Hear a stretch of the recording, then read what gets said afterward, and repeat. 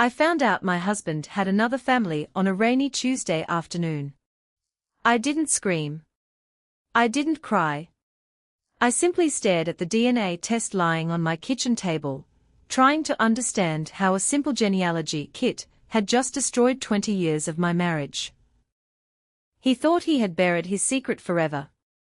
He had no idea that one tiny percentage on a DNA report was about to expose everything.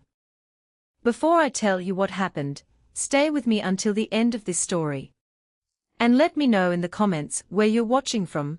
I still can't believe how many lives this experience has touched. My name is Claire. I'm 46 years old, and for 2 decades, I believed I had the kind of marriage people envied. My husband, Daniel, was dependable, successful, and always seemed to know the right thing to say. Friends called us the perfect couple. What they didn't know was that I handled every bill, every investment, every tax return, and every major financial decision while Daniel focused on building his career. People underestimated me because I preferred staying behind the scenes. They assumed I was just a quiet wife supporting her husband's success. That assumption would become Daniel's biggest mistake. The DNA test wasn't even supposed to be serious. Our daughter bought the kits as a family Christmas gift, hoping we'd discover interesting ancestry or long-lost relatives. Instead, the results showed something impossible. A 17-year-old boy appeared as my daughter's half-brother. At first, I thought it had to be a mistake. Then my phone rang. The woman on the other end spoke just one sentence. "I think we need to talk about your husband." I almost ignored the call. Unknown numbers usually meant telemarketers, but something about the woman's voice made me stop. She sounded nervous, like she'd been carrying a burden for years. "My name is Rebecca," she said quietly. "I never knew Daniel was married when we met." For a few seconds, neither of us spoke. Then she told me the sentence that changed everything. "Our son turns 18 next month." My heart pounded, but I refused to let my emotions take over. Instead of accusing Daniel or confronting Rebecca, I asked for proof.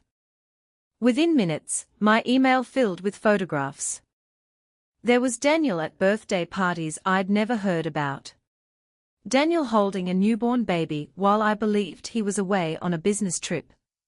Daniel celebrating Christmas in matching pajamas with another family. On years he had claimed he was attending emergency meetings overseas. Every picture came with dates. Every date matched one of his carefully planned lies. I felt sick, but I stayed calm. Instead of confronting him, I opened our financial records going back nearly 20 years. The numbers told a story Daniel never expected me to read. Small monthly transfers. Hidden accounts. Mortgage payments to an address I didn't recognize. Insurance policies listing beneficiaries I'd never heard of. He hadn't just hidden another family. He had secretly supported them with money from the business we built together. Legally, that changed everything. I immediately called the attorney who had helped us draft our company agreements years earlier. After listening to everything, he paused before saying words that gave me hope. "Claire, don't tell your husband you know.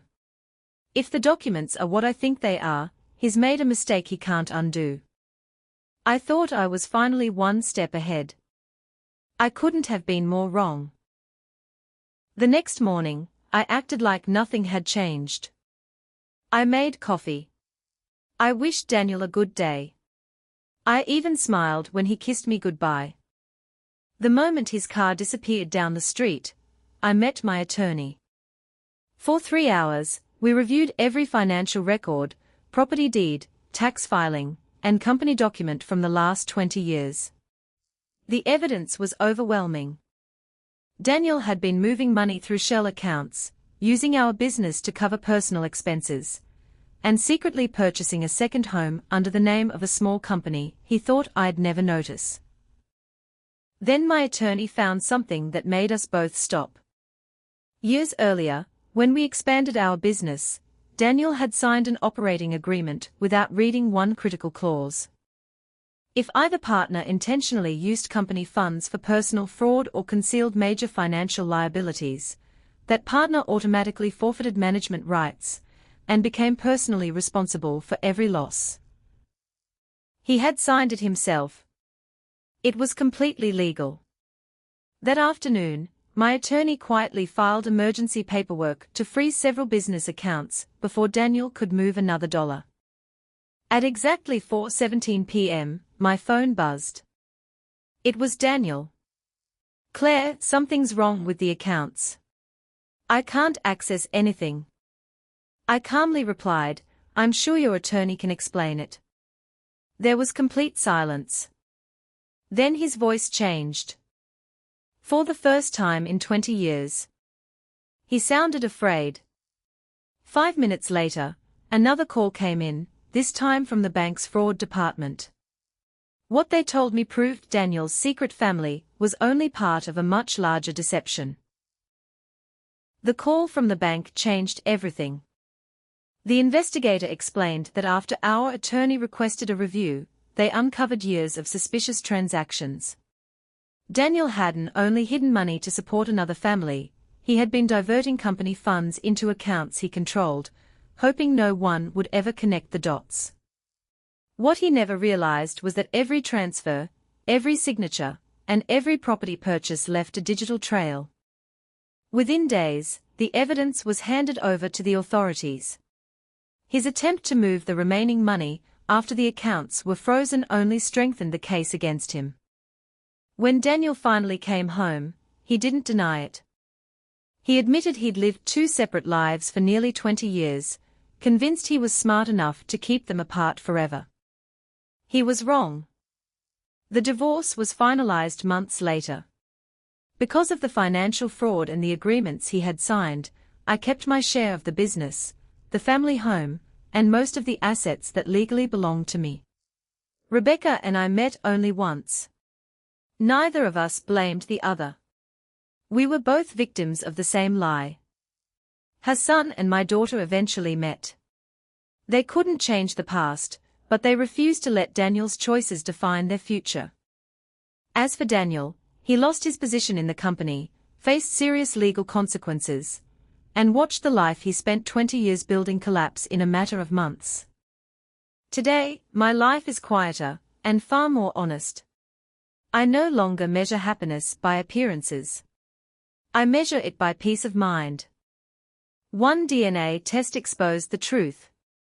But it was patience, evidence, and the law that brought justice. What would you have done if you were in my position? Let me know in the comments below.